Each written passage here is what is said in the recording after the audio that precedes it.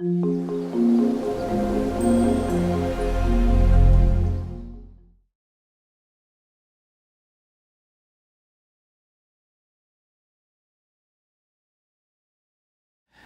I always like to begin with understanding our terms. I think nearly every argument that goes awry is about misunderstanding the terms. So let's begin with what we're talking about. So ethnic, from the Greek ethnikos, has an interesting history. Late 15th century, it meant pagan or heathen. And then earlier it meant national, right? So of a country. Polybius says it uses it in terms of, defines it as adopted to the genius or customs of a people, peculiar to a people, all right? And among the grammarians, so the linguistic history is suited to the manners or language of foreigners. From ethnos, band of people living together as a nation, tribe, or caste. Interestingly, also used of swarms or flocks of animals, people of one's own kind, for instance. And then earlier in English, as a noun, a heathen, a pagan, or one who is not a Christian or Jew. Interesting, I thought that in the Septuagint, the Greek version of the Hebrew Bible, the Greek ethne, ta ethne, is the translation of the word goyim, which is the plural of goy, or nation, and also gets more popular usage as Gentile, basically. So from the beginning, you get this sense of ethnic as other. And that, like so many things, comes from ancient Greece. So, if you're Greek in the ancient world and you have an empire and you've created philosophy and democracy and art and other things, music, you get to brag a little bit. But you also get to define yourself as us and everybody else is them. And so ethnic, the sense of ethnicity comes from the ancient Greeks, like so many things. So in the Iliad, for example, the Trojans are strongly associated with, I was going to say a Babel-like, but that's too, and I don't want to mix metaphors. They are dismissed, the Trojans are dismissed and diminished because of their language, because the Greeks couldn't understand them. And so for the Greeks, the Trojans sounded like bar, bar, bar, bar, bar, from which we get the word barbarian. And as you'll see throughout tonight, as we talk about ethnicity and race, you'll see that that difference, when asserted in the Western world, is never just difference. It is always charged. It is ionized. So it's not just different, and it's not just other. It's also always less than, sometimes violently less than. Homer says that the Trojans assembled for battle were like bleating sheep, B-L-E-A-T, bleating sheep, waiting to be milked. And in fact, there's the sense of the inevitability of the Greek victory is partly because they can speak so well. So let's see. Yes, Homer refers to men who speak in foreign tongues as if that's a moral failing. In fact, it is, as we're going to see tonight. It's a moral failing that you don't talk like me. So some interesting stuff in ancient Greek, associating the monsters of the Odyssey, for example, with barbarians, as the Greeks understood them. So again, it's difference. That's not just difference, it's otherness that is less than. That is even monstrous. All right? So scholars think that The Cyclops and some of those other characters that you read about in the Odyssey are really just people the Greeks didn't understand. We get this in the Bible too, the Hebrew Bible. You get it with Marco Polo going to Asia, where he describes the people as these monstrous beings. Again, because they're different, because they're other. Race, a related term, but much more problematic. And so you'll rarely hear scholars talk about race anymore, except in terms of racism. And that's because race doesn't exist. It comes from this 19th century sense of phrenology and cranial studies that this difference that I see and that I count as difference between my skin color and yours goes deep, runs as deep as your conscience, your heart, your soul. And we saw that last week, remember, with as we gazed at Medusa and lived to tell about it, how when difference asserts itself, when a physiological or anatomical difference appears, it's never just difference. It is always shot through with cultural ideology so that women, well, I don't want to rehearse this because it would take all night, but basically when we move from the one-sex model that we had for 2,000 years, according to Thomas LaCour, the medical historian, where women were inverted and cooler, men, like temperature-wise cooler, probably were cooler. Anyway, it's not, that's funny. It's not until the early 20th century that science discovers that women are different from men. And suddenly there's a two-sex model, and you think, great, progress. You know, ovaries are not actually testes. Now, you think I'm making this up, but you should watch last week's lecture and read Thomas LaCour, his book called Making Sex. By the way, people ask me all the time, what happens if you miss a lecture? They're all on our YouTube channel. So, I mean, it's not the same as being here, but it's still there. Whenever difference asserts itself, and especially in regard to women, it goes right to the body. The difference goes to the body, and the body is never simply the body. It always symbolizes what culture wants it to symbolize. And so when we move from the one-sex model to the two-sex model, women were different now. Instead of mutated men, they were actually different human beings. And they went right from marking that difference to stating how deep that difference went. And so it was like in the same sentence, you could talk about women's anatomy as being different and their souls as being different. Right? You don't stop. Because that's what it's about. It's about culture defining nature. Well, we're going to see the same process at work, or a similar process. So, race has meant, etymologically, people of a common descent. From the 16th century, Middle French, raza, race, breed, lineage, family. Let's see, I like this one. Original senses in English included wines with a characteristic flavor, a race of wine. I don't think they still say that, do they?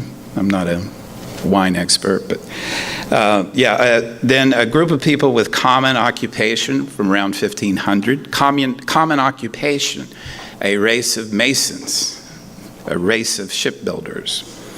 Generation, meaning from whom you're born. Tribe, nation, or people regarded as common stock, 1560s. And then, as we move forward in time, one of the great divisions of mankind based on physical peculiarities. There it is, difference.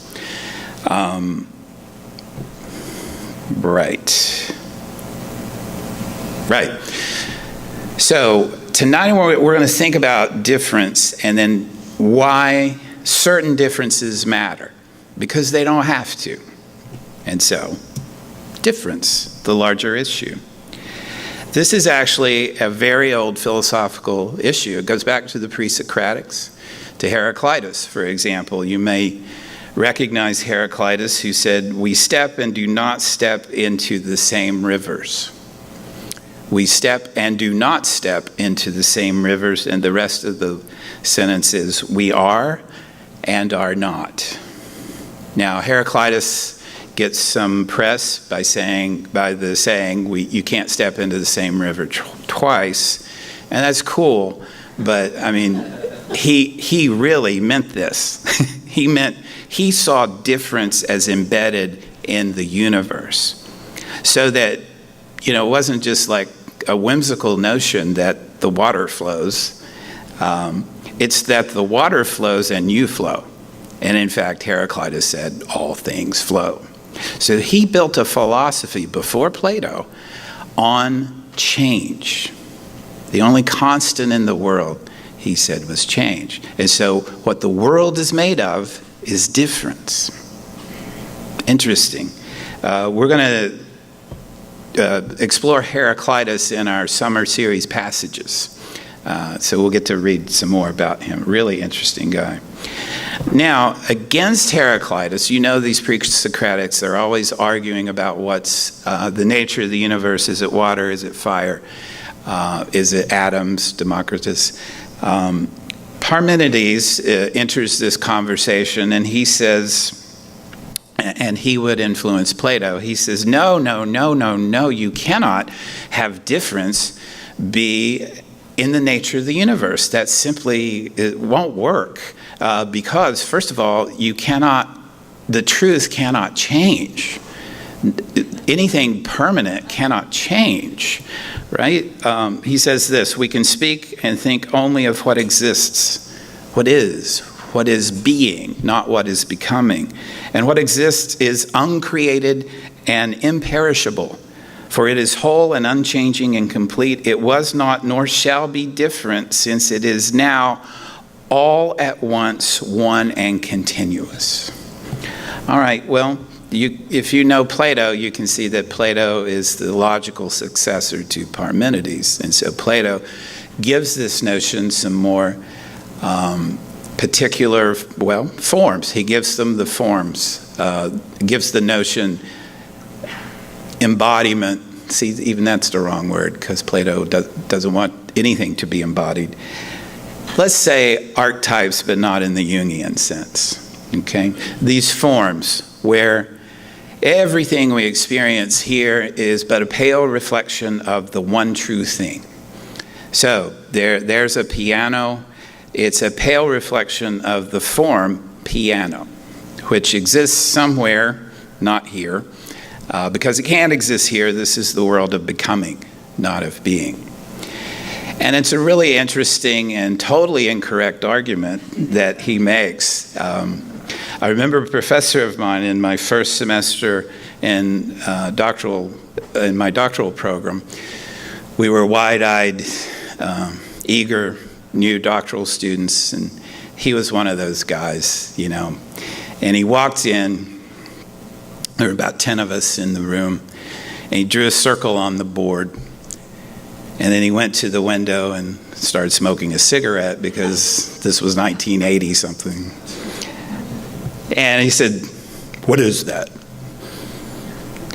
And we're graduate students. We want to do well. We go, well, really, what is it? Can we really say? It only appears to be a circle, but that would be too totalizing anyway. So he lets us do that for about 10 minutes. Sucks on his cigarette and says, "It's a goddamn circle." This was his beginning of a lecture on Plato, because he would then say, how do you know it's a circle?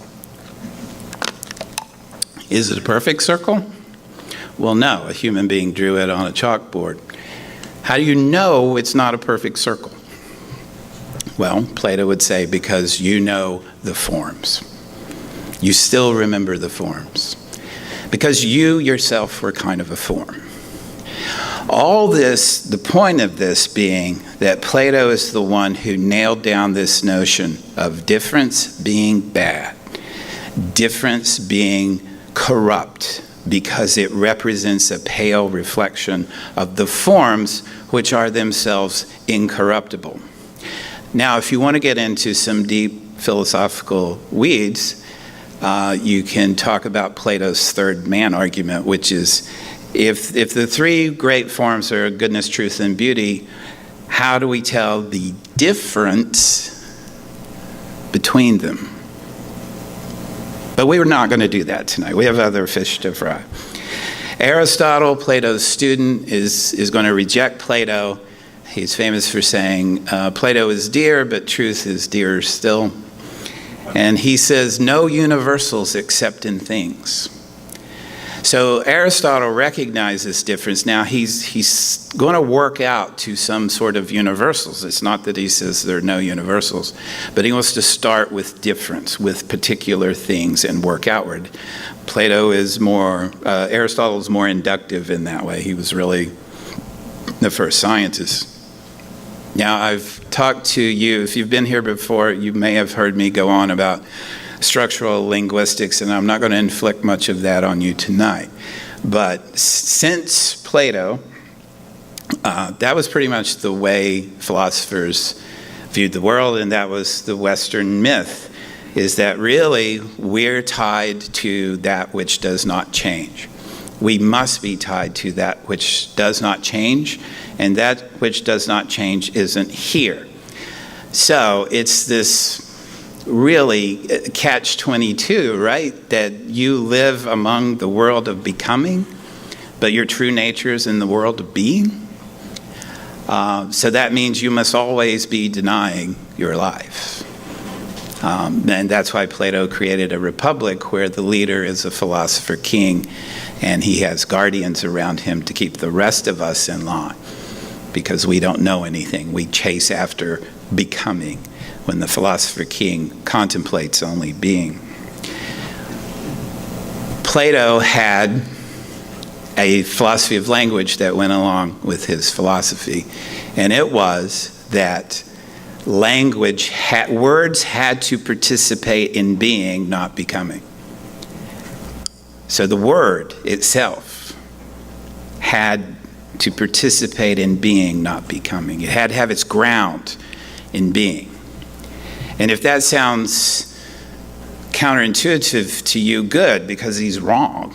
This is one of the most easily disproved things about Plato is Plato has, I don't remember the Greek word for cat, but if I say el gato, then I've proved him wrong, because we're both referring to this thing, but gato they both can't participate in the one form, you see. And so, guess what? Only Greek is true. How nice. But that was the philosophy of language and of ontology that lasted for millennia. It's amazing how much these stories, these mythologies, these ideologies last when they're so clearly wrong, or at least faulty. It took Ferdinand de Saussure. I love this guy. He was a Swiss linguist. He didn't write anything. The book we have from him is called The Course in General Linguistics, and it's notes from his students. But he changed everything. He changed everything, because he said, you know what? I don't think the word participates in the thing. I don't think that's how meaning works. I think meaning works through difference. I think meaning, he said, the word cat, we understand because it's not the word hat. And it's not the word bat. And so that's the system. And if you think about it, he was right. And we may not have time to think about that tonight, but I just wanted to put it out there that difference is what makes every system work. Brits who come to, or Europeans who come to America are really annoyed because all our money is the same size. There's little difference in the system. So it's all so you're like digging out for a 1 or a 5, and you can't tell. It's all the same. Yeah, and again, I don't want us to think too much about it, but think about. But I keep talking about. Think of a card deck that was all aces of spades, or just all one suit. It limits your ability. It limits the system in what it can do. So the point of this, the moral of this story is, anytime you're trying to eliminate difference, you are potentially, at least, eliminating meaning. Unless you're an avowed Platonist.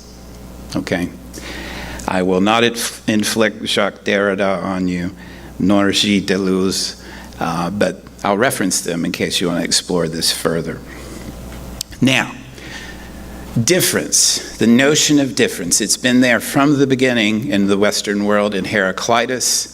How does this play out? Especially, how does this play out in terms of ethnicity and race and power? Yeah, Sutinder. Just an observation, Greg. Your list there, there's like 2,000 years. Yeah, I know. Aristotle and Saussure. I know. And whilst this is a list of philosophers, I don't think it's possible to talk about difference without acknowledging what happened in between Aristotle and Saussure, which was Christianity. Okay, that's fair enough. If you're going to talk about power and ethnicity, certainly across the Western world, you can't ignore the impact of Christianity. All right, let's incorporate that. So here's what happens. You've got Plato and his followers, and as Alfred North Whitehead said, all philosophy is a footnote to Plato. And you will still see philosophers, and probably hear me say, since Plato, because he is the watershed. What he did was create this notion of the forms. Christianity emerges in the 1st century, and it's not going to make it, frankly. I mean, it's in the Roman Empire. It emerges as a Jewish sect within the Roman Empire, and Rome was weird. I mean, they were just weird. Wonderfully weird, sometimes brutally weird, other times. They allowed and celebrated all kinds of religions. Just do your thing, man. Whatever you want to do. Like, if you want to dig a pit and get in that pit and then have people cut open a bull above you so that you're drenched in the blood and entrails, man, you do that. You be you. That's from the Latin, you be you. I'm kidding. Mystery cults, all kinds of cults. We probably got Christmas from a cult called Sol Invictus, sun worshippers who were depicted with the sun in a disc behind their head that becomes a halo, right? Anyway, Rome. But Rome cannot abide Christians. They're like, okay, that's just too much. You're just too... We understand the bull thing. We understand Saturnalia and the sex and, the Bacchae. We get all that, but you're meeting in your house and eating flesh and drinking blood, and you're Jewish, that's too much. And so Christianity was not going to make it, frankly, especially at the beginning, because there were only the apostles that traveled with Jesus, and they thought of themselves as Jews. And so they were in Jerusalem. Why would we go to Ephesus? We're Jews. We're in Jerusalem. And then there's this guy named Paul, who was a persecutor of Christians. And I would love to have been at this meeting, because he was martyring Christians. And then, as you may know, he gets this vision on the road to Damascus and becomes a Christian. And so he's got to go to Jerusalem and say, hey, I'm the dude who was killing you, and now I'm one of you. And not only that, he was an educated Roman citizen, and he said, I'm now the apostle to the Gentiles. to the Goyim. And they're like, what? Why would you go out there among those people? He's like, this is my mission. This is what the Lord told me to do. And he's like, here's the thing. That circumcision thing, I can't sell that. I can't. I understand Judaism. I understand how you think this is the fulfillment of Judaism, but I can't go to Ephesus or Athens, Greece, and say you have to cut the ends of your penis off. I just can't say that. And so there's this huge argument at the beginning of Christianity about whether or not you have to be circumcised to be a Christian. And of course, women don't figure into this at all. Paul wins that argument. And so that's the first time Christianity survives, is it escapes Jerusalem. But through Paul and some of the other disciples. Thomas probably goes to India. But it leaves Jerusalem. And guess what? Not long after that, there was the Roman-Jewish War in 66 to 70, which leveled Jerusalem and created a diaspora for the Jews. I'm getting to the point, Sutinder, which is that Christianity's hanging by a thread. Even so, it's still hanging by a thread. The Roman Empire is faltering. And then what happens is a Roman general named Constantine is headed into battle, and he's overmatched, and he's very much a pragmatist, and he's heard about this new religion, and he's like, all right, why not? I'm going to lose anyway. Dear God, Jesus, holy, if I win this battle, I'll convert the entire Roman Empire. He was the emperor. I'll convert the entire empire to Christianity. And, the legend is that he saw a cross above the battlefield, and he won against all odds. Here's the point. Christianity in 313 becomes the official religion of the Roman Empire. From going to the weirdest sect in all of the empire, including the Picts and the Gales and all these people they've encountered along the way, nothing's weirder than Christianity. Now it's the official religion of Rome. Well, what do you do if you're an official religion and if you have an empire? You better get your shit together. Because Christianity, there's dozens of Christianities out there. And if you're an official religion of an empire, you better make one. Because now you're going to persecute people who don't follow the lines, so you better draw some lines. It's no accident then that this is when we get the councils, Council of Nicaea, Council of Chalcedon, and some others, because they have to do two things. They have to decide which texts count, because there are all kinds of gospels, and there's all kinds of New Testament materials out there. And you've got to decide in a council. So, of course, this would be perfect for a committee, right? Let's create a committee and decide what's true. And you've got to decide this. And there were, and still are actually, vehement arguments about all kinds of things. Was Jesus human? There were people who say, no, he only appeared, he couldn't be human. There were people who said he wasn't divine. No, he was a great teacher, a rabbi. Incredibly difficult conversations, and of course these are going to be based on the texts you choose that count.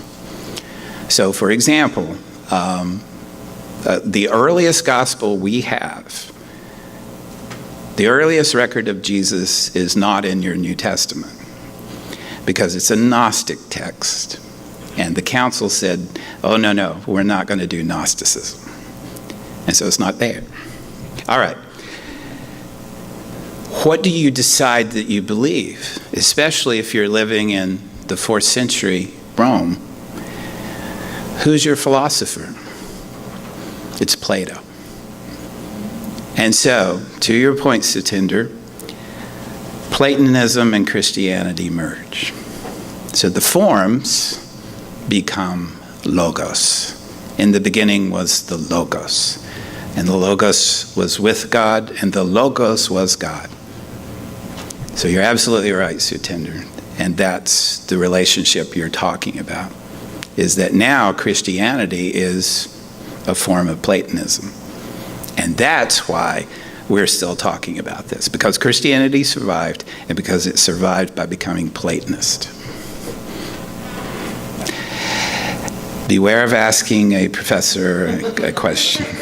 We got lectures, we can go for hours. But it was a good point. What are these voices? Let's get to the voices where power meets ethnicity and race. Let's hear it, right? So, Christopher Columbus, from his diary. This is the point of contact between Europeans and indigenous cultures. Here's what he says. Talking about the Taino in the Caribbean. He landed on Hispaniola, which is now Haiti and Dominican Republic. As I saw that they were very friendly to us, and perceived that they could be much more easily converted to our holy faith by gentle means than by force, I presented them with some red caps and strings of beads to wear upon the neck, and many other trifles of small value, wherein they were much delighted, and they became wonderfully attached to us. Afterwards, they came swimming to the boats, bringing parrots, balls of cotton thread, javelins, and many other things, which they exchanged for articles that we gave them, such as glass beads and hawk's bells, which trade was carried on with the utmost goodwill. But they seemed, on the whole, to me, a very poor people. They all go completely naked, even the women, though I saw but one girl. All whom I saw were young, not above 30 years of age, well-made, with fine shapes and faces, their hair short and coarse like that of a horse's tail, combed toward the forehead, except a small portion which they suffer to hang down behind and never cut. Some paint themselves with black, which makes them appear like those peoples in the Canary Islands, neither black nor white. Difference. Others with white, others with red, others with such colors as they can find. Some paint the face, and some the whole body, others the eyes, other the nose. Weapons they have none, nor are they acquainted with them. They have no iron, etc. They are all of a good size and stature and handsomely formed. I saw some with scars of wounds upon their bodies, and demanded by signs of them, and they answered me in the same way, that there came people from other islands in the neighborhood who endeavored to make prisoners of them, and they defended themselves. I thought then, and still believe, that these were from the continent. It appears to me that the people are ingenious and would be very good servants. I am of the opinion that they would very readily become Christians, as they appear to have no religion. They quickly learn such words as are spoken to them. If it please our Lord, I intend to return to carry home 6 of them to your highnesses, that they may learn our language. I saw no beasts in the island, nor any sorts of animals, except parrots. That is one of my favorite ironic lines in history, is he talks about parrots after treating these people. See, now this is interesting. He recognizes the difference, and some of those differences don't matter, but then the deeper difference does, is that you are not like me. You are a different color than me, have different customs from me, and that means you would be very good servants and easily become Christians. Amerigo Vespucci, for which this country and continent is named. First then is to the people.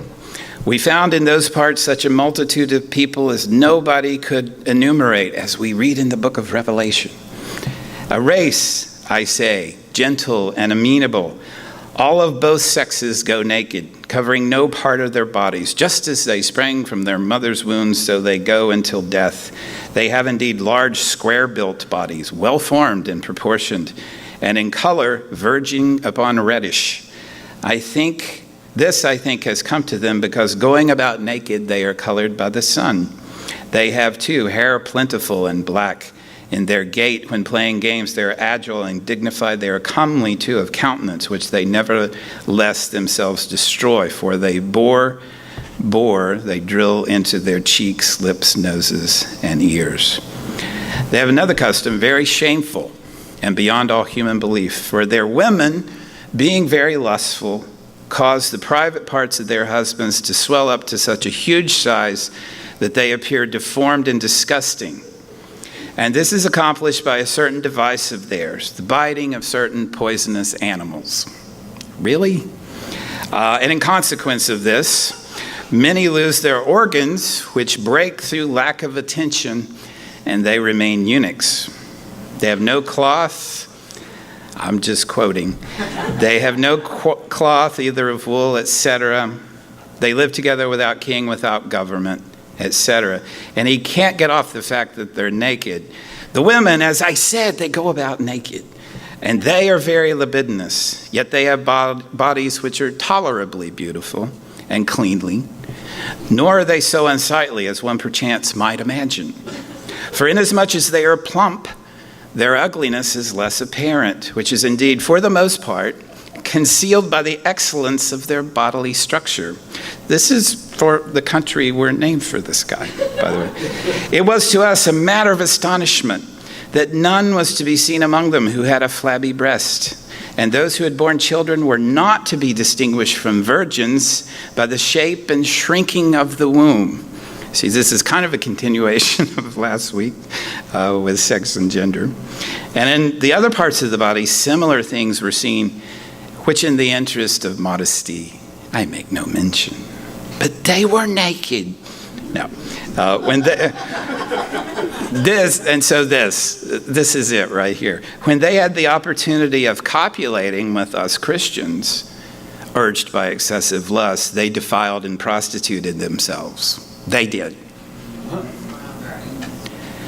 They live 150 years? I don't think so.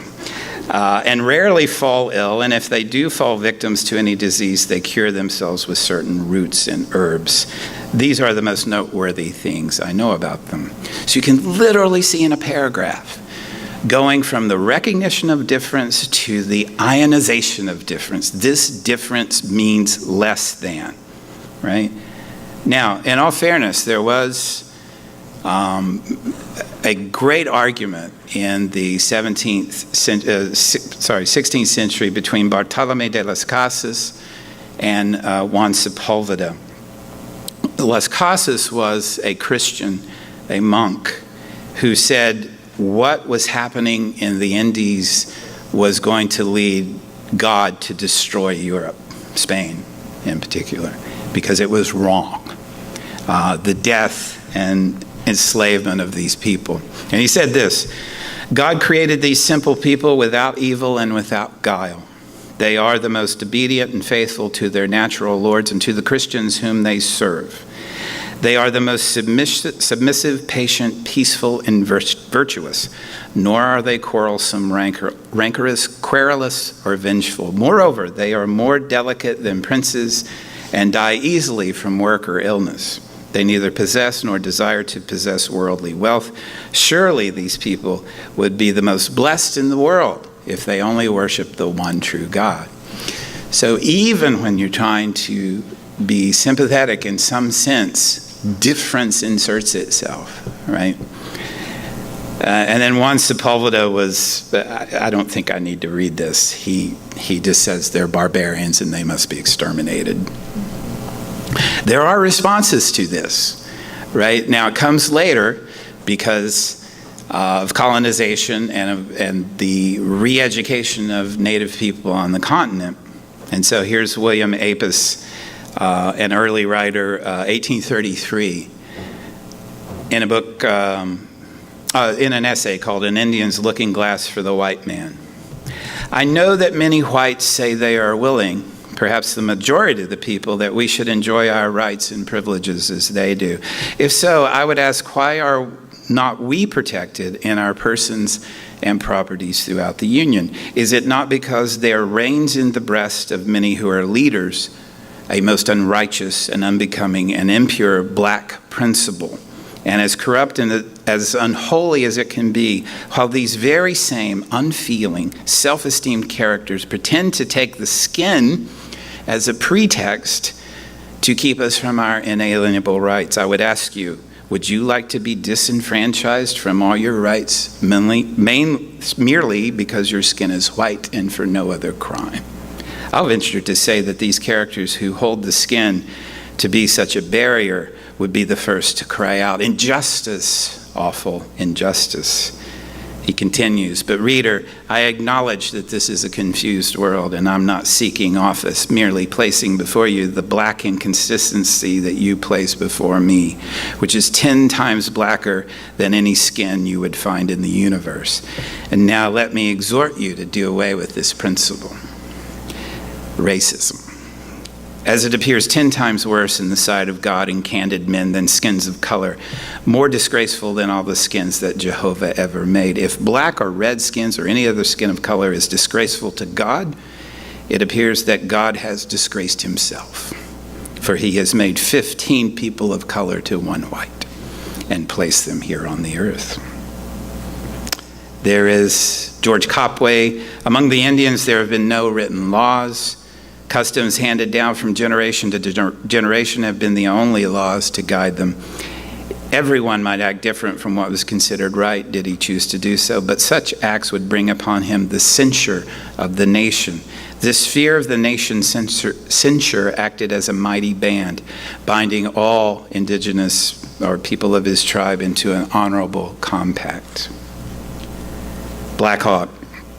"I reflected upon the ingratitude of the whites when I saw their fine houses, rich harvests, and everything desirable around them, and recollected that this land had been ours, which for me and my people has never received a dollar, and that the whites were not satisfied until they took our village and graveyards from us and removed us across the Mississippi."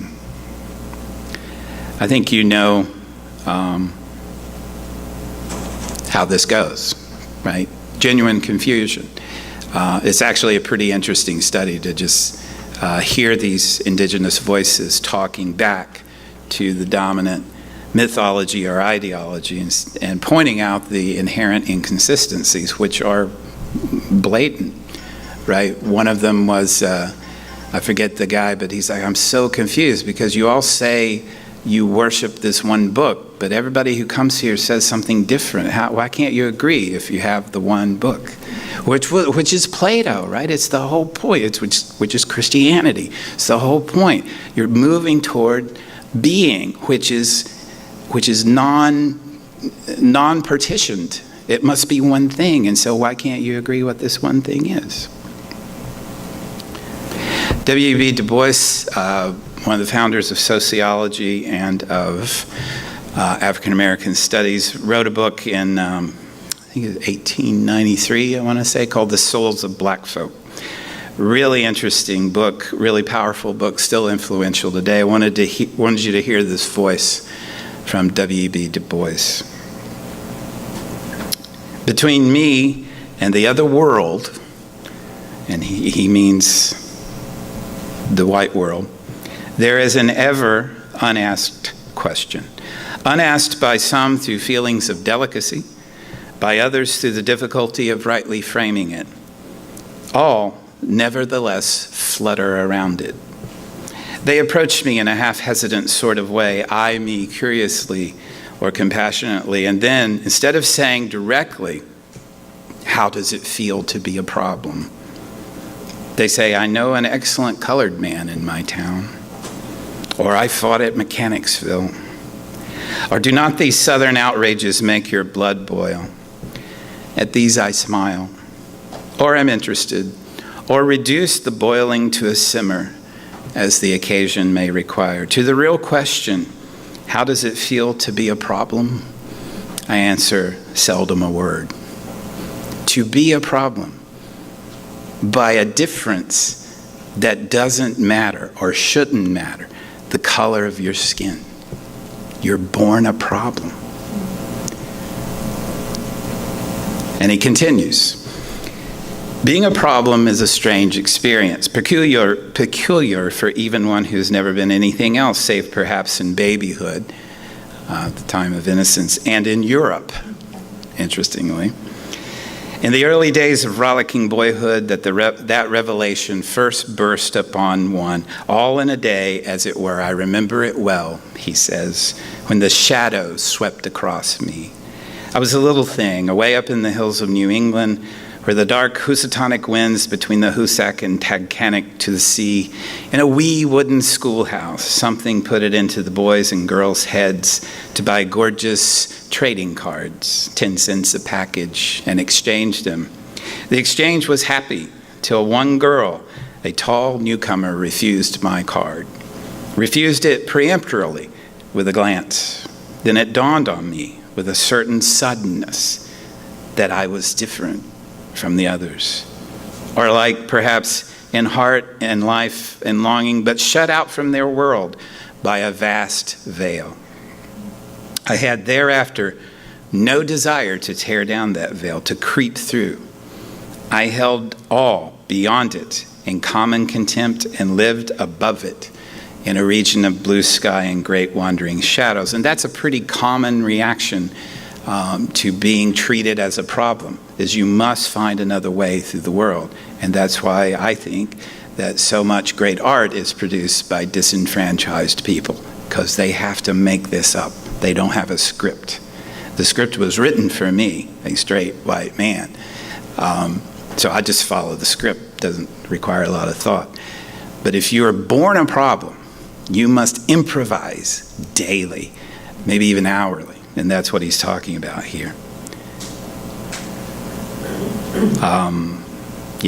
Why did God, Dubois says, why did God make me an outcast and a stranger in my own house? The shades of the prison house colored round us all, walls straight and stubborn to be the whitest, but relentlessly narrow, tall, and unscalable to sons of night, who must plod darkly on in resignation, or beat unavailing palms against the stone, or steadily, half hopelessly watch the streak of blue above. And this is where he introduces his famous concept of double consciousness. And I think it rings true.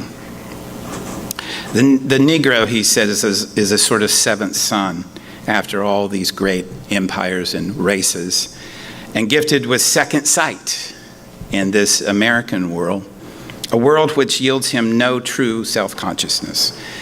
So I always try to think about this when we talk about Jung, say, and self-actualization, and how, here's the path. And it's not the path for everyone.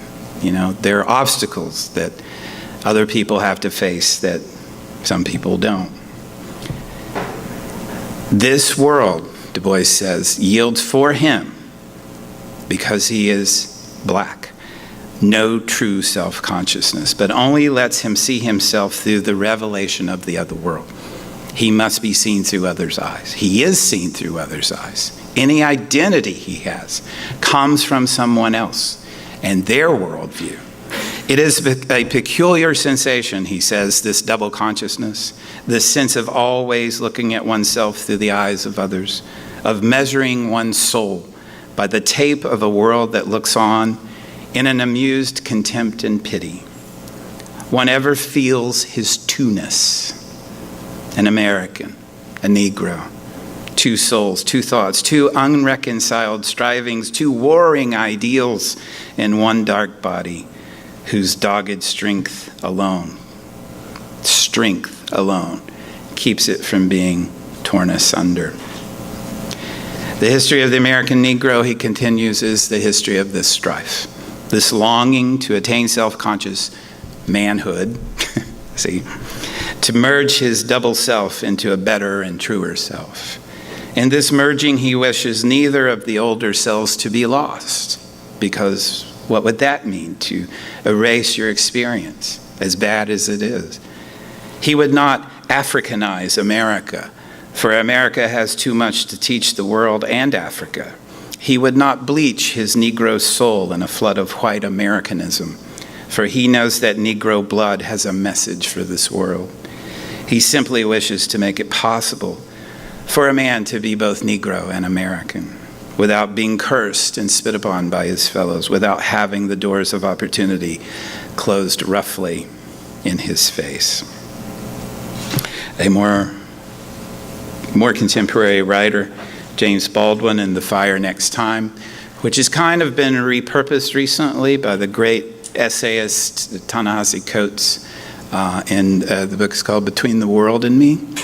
And the trope here is writing to a younger man. For Baldwin, it was his nephew. For Coates, it was his son, I think.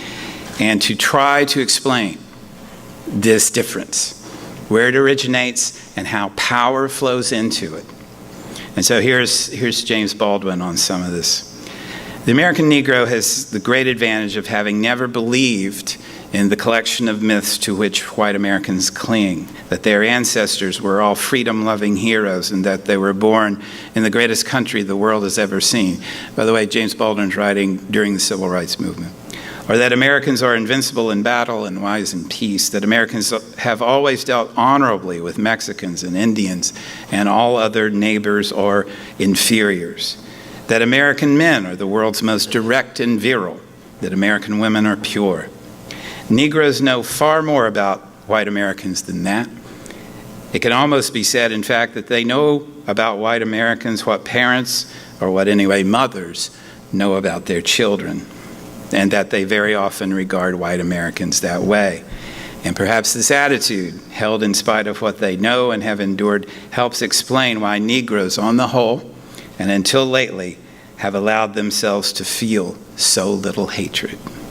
Wow, that's an amazing concept. The tendency has really been, insofar as this was possible, to dismiss white people as the slightly mad victims of their own brainwashing.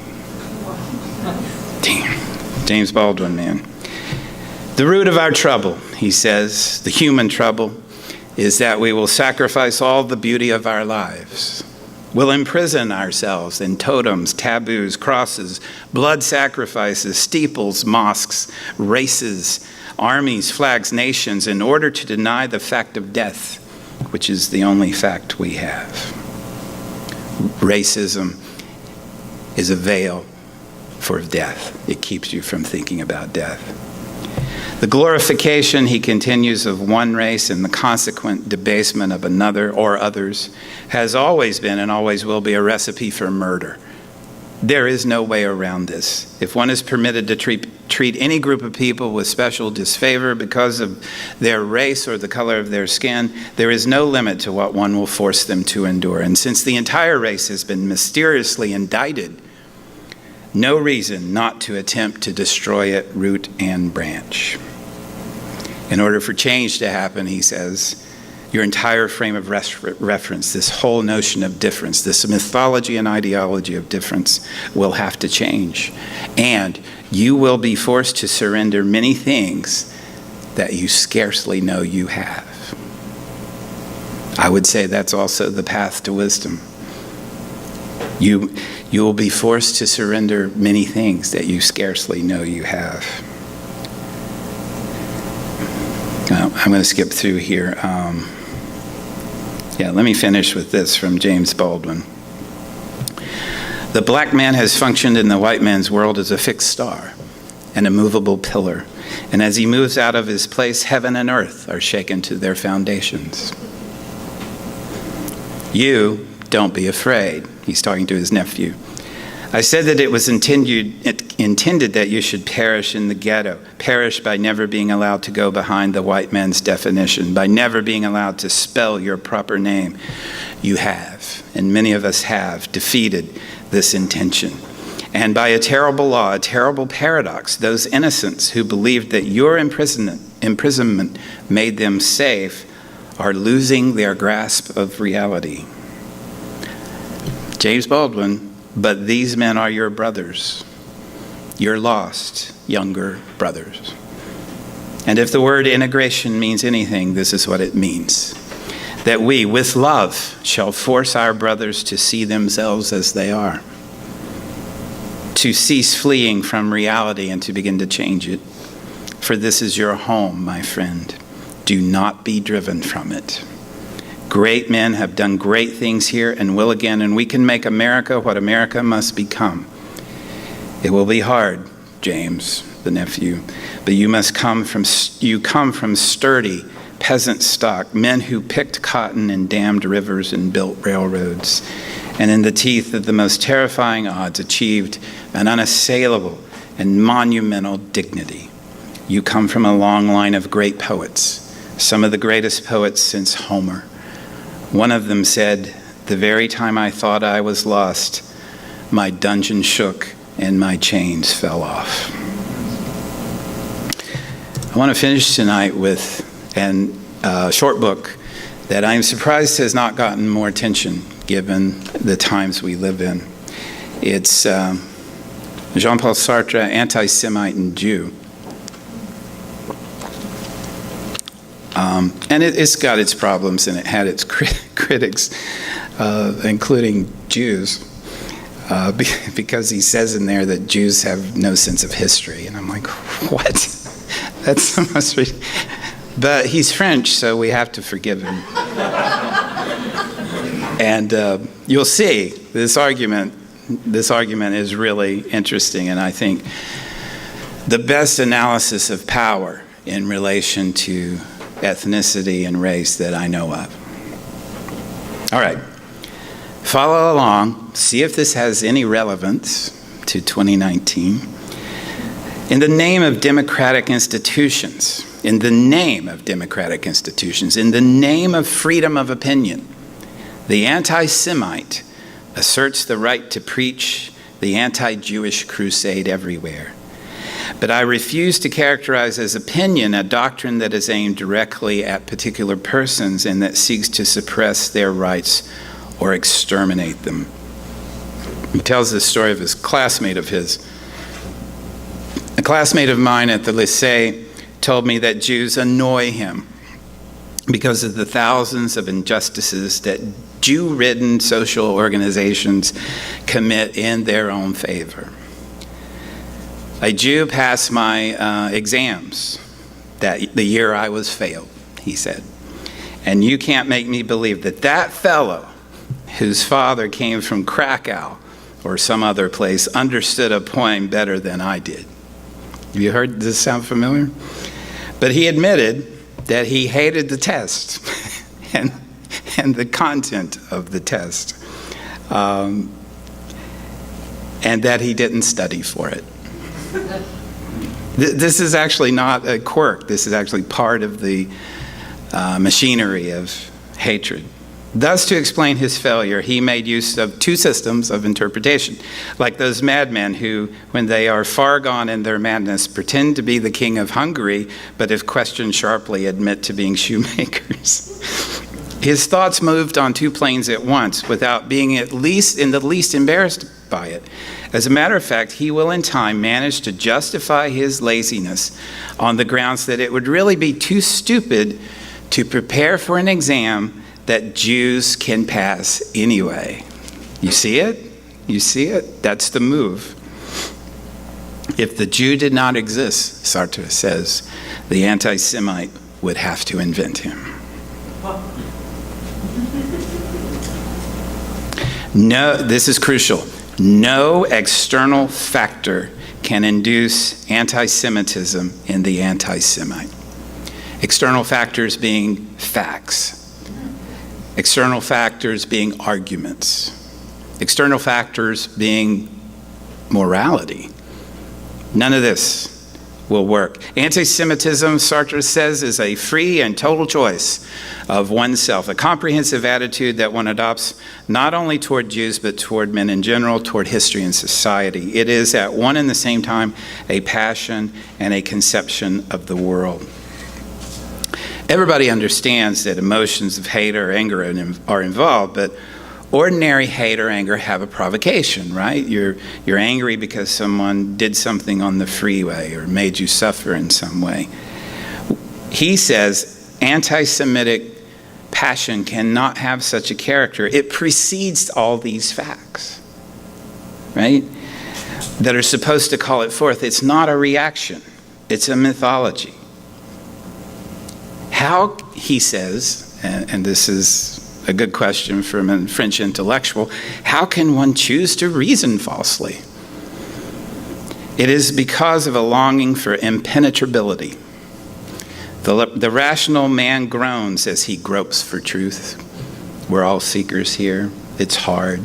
The rational man, the seeker, groans as he or she gropes for truth. knows that his reasoning is no more than tentative, that other considerations may supervene to cast doubt on it. He never sees very clearly where he's going. He's open. He's open. He may even appear to be hesitant. But there are people who are attracted by the durability of a stone. They wish to be massive and impenetrable. They wish not to change. Sound familiar? Where indeed would change take them? If you've already arrived at the truth and at wisdom, why would you want to change? You're there. Congratulations. We have here, Sartre says, a basic fear of oneself and the truth. Let me skip through here so we can get it together in conversation here afterwards. Anti-Semites, bigots, racists, etc., they delight in acting in bad faith, since they seek not to persuade by sound argument. Remember, all this is pretextual. It's not about reasoning. It's not about arguing. It's not about external factors. It's all predetermined because that is how you are establishing your identity over against someone else. Sartre says, they seek not to persuade by sound argument, but to intimidate and disconcert. If you press them too closely, they will abruptly fall silent. That was 1944. I don't think they fall silent anymore. Loftily indicating by some phrase that the time for argument is past. It is not that they are afraid of being convinced. They fear only to appear ridiculous, or to prejudice by their embarrassment their hope of winning over some other person, a third person, to their side. Who are the people talking to on cable? They're not talking to each other. You may have noticed. They're talking to you. All right. Continuing with Sartre, and here's the heart of the matter. He considers himself this bigot, this racist. He considers himself an average man, most modestly average, basically mediocre. There's no example of an anti-Semite claiming individual superiority over the Jews. You must not think, Sartre says, that he is ashamed of his mediocrity. He takes pleasure in it. I will even assert that he has chosen his mediocrity. This man fears every kind of solitariness, that of the genius as much as the murderer. He is a man of the crowd. However small his stature, he takes every precaution to make it smaller. Remember Joe the plumber? Remember that dude? Sounds like an intellectual these days. He makes every precaution to make it smaller, lest he stand out from the herd and find himself face to face with himself. He has made himself an anti-Semite because that is something one cannot be alone. The phrase, "I hate the Jews," is one that is always uttered in chorus. In pronouncing it, one attaches himself to a tradition and to a community and community of the mediocre. There is a passionate pride among these mediocre racists and bigots. And anti-Semitism is an attempt to give value to mediocrity as such. No coastal elites. To create, on the other hand, an elite of the ordinary.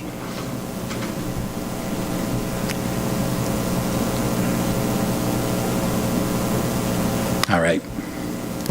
Final word from Sartre on the bigot, the anti-Semite. He chooses the irremediable out of fear of being free. He chooses mediocrity out of fear of being alone. And out of pride, he makes this irremediable mediocrity a rigid aristocracy. To this end, he finds the existence of the Jew absolutely necessary. Otherwise, to whom would he be superior? So, Power and ethnicity. Ethnicity is the mark of difference. And again, this difference is not only constructed, socially constructed, it is completely arbitrary. We could mark difference between people who are 6 feet and above and 6 feet and below in height, and we could make a whole ideology out of that, but we didn't. We can make a system of difference and ideology out of any kind of difference. But we, at least in the West, we make difference out of things that people cannot control because they cannot control it.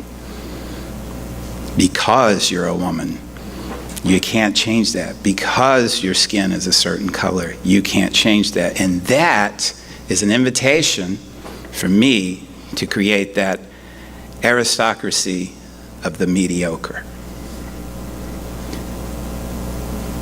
But here's the good news. It is a construction. Because it is a construction, it can change. We can change these constructions. They change all the time. Now, they rarely change in the way we immediately interact with them. Tweets are probably not going to solve racism.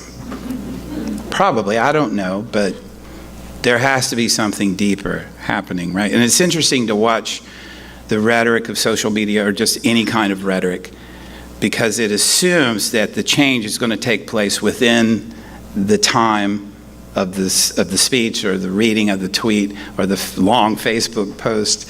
It assumes that, okay, now you see, right? And so let's change. Change doesn't happen like that. Maybe that's a little piece of it. Maybe that's a drop in a river.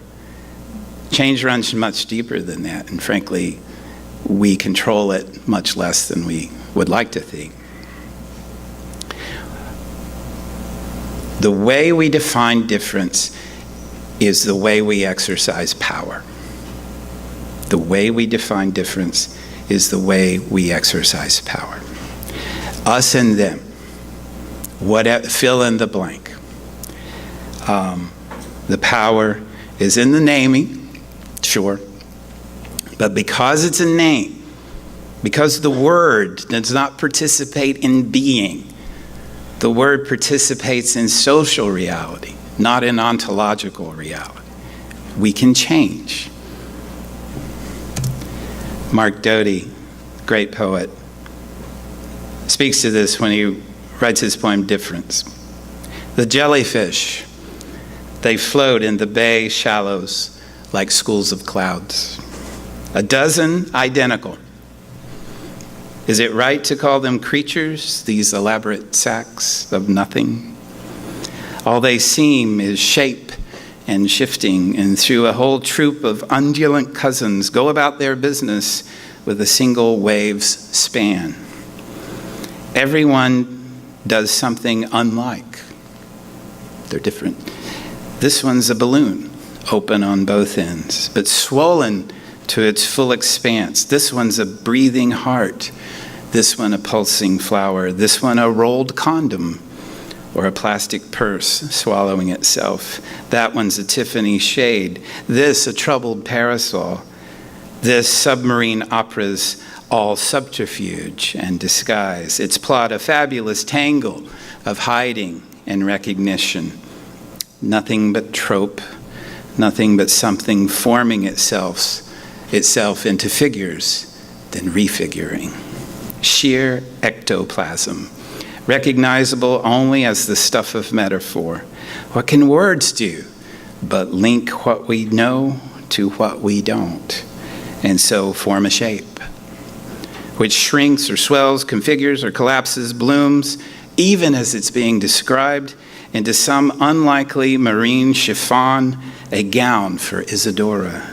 Nothing but style. What binds one shape to another also sets them apart. What's lovelier than the shape-shifting transparence of like and as? Clear, undulant words.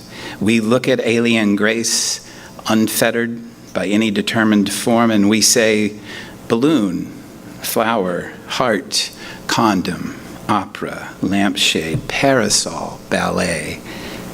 Hear how the mouth, so full of longing for this world, changes its shape. Thank you for listening.